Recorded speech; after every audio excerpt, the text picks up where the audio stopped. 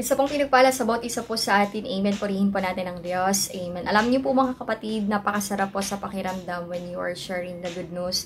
Kapag ikaw po ay nagbabahagi po ng mabuting balita po mga kapatid, when you are encouraging people, inspiring people po mga kapatid, nagpapalakas ka ng ibang mga tao.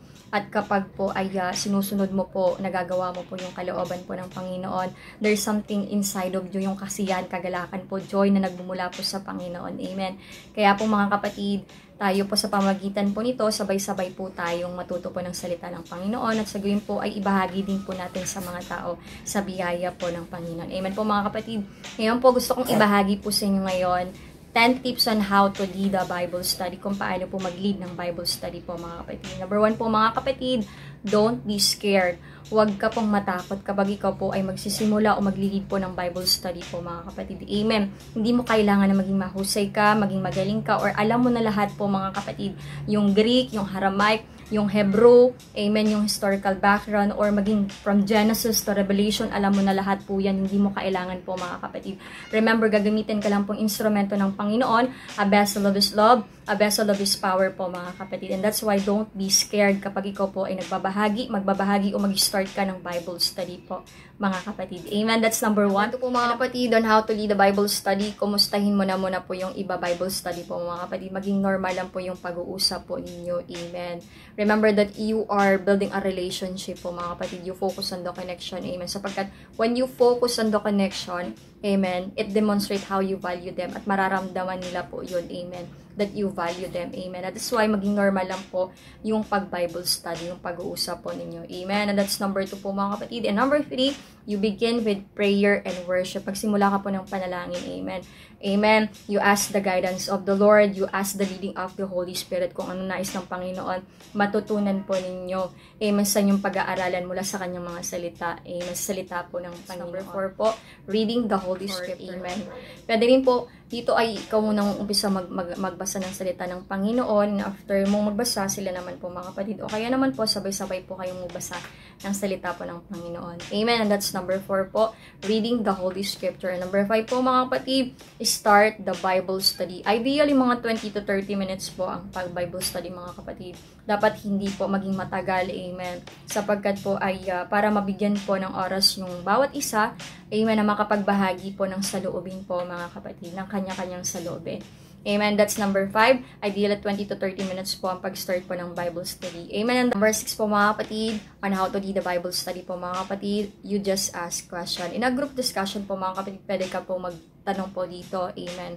Mga 2 o 3 katanungan po, 2 or 3 question po mga kapatid. Na halimbawa na lang po ay ano yung natutunan? Ano yung natutunan mo? Amen. Sa inyong pinag-aralan mula sa salita ng Panginoon. Number 1. Number 2 pong katanungan po mga kapatid, base sa inyong pinag-aralan, amen, meron ka bang karanasan na may uugnay mo sa iyong buhay mula sa salita ng Panginoon? That's number 2. And number 3 po mga kapatid, paano mo ito may a-apply yung pinag-aralan, ang salita ng Panginoon sa iyong buhay po? Mga ganun pong mga tanong.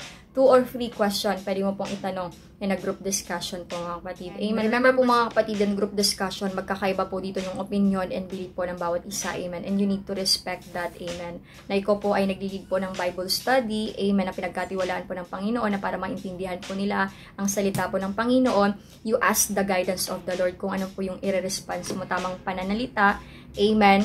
Humingi ka sa tulong po ng Panginoon. Amen po, ng karunungan po ng may pagmamahal na nagmula po sa Panginoon. Amen. Praise the Lord. And number 7 po mga kapatid, you keep it biblical po mga kapatid. You just focus on the context. Yes, magkakaiba po yung ideas, yung opinion po, yung salubin po ng bawat isa. But by the help of the Lord, the leading of the Holy Spirit po mga kapatid, you keep it biblical. You just focus on the context po, dun sa pinag-aaralan po niyo mula sa salita po ng Panginoon. Amen. That's number 7 po mga kapatid. Po mga kapatid, on how to lead the Bible study, give them task. Hindi lang po yung pag makikita po kayo, mag-aaral po kayo ng salita po ng Panginoon. Amen. You give them task. Nagaya po pagising po nila pag umaga, mananalangin po sila, sabayan po nila na magbasa po ng salita ng Panginoon at least 1 chapter. Okay naman po, bago po sila matulog, amen, na mananalangin po sila, sabayan po nila magbasa ng salita ng Panginoon at least 1 chapter din po. Amen po mga kapatid.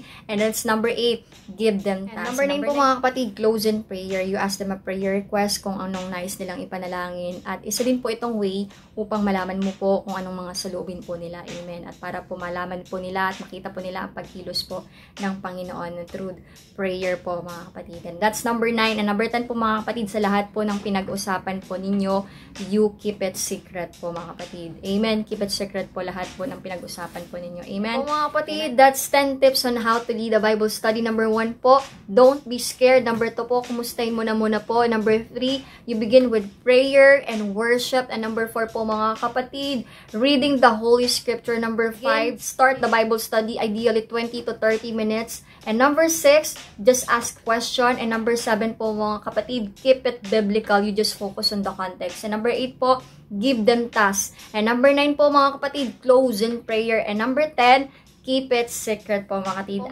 I hope and I pray na marami po tayong natutunan po on how to lead a Bible study. Amen. Huwag po tayong matakot. Amen. Sa pag-Bible study po, magsimula po tayo. Kaya magbabahagi po tayo ng salita ng Panginoon. Mag-evangelize po tayo.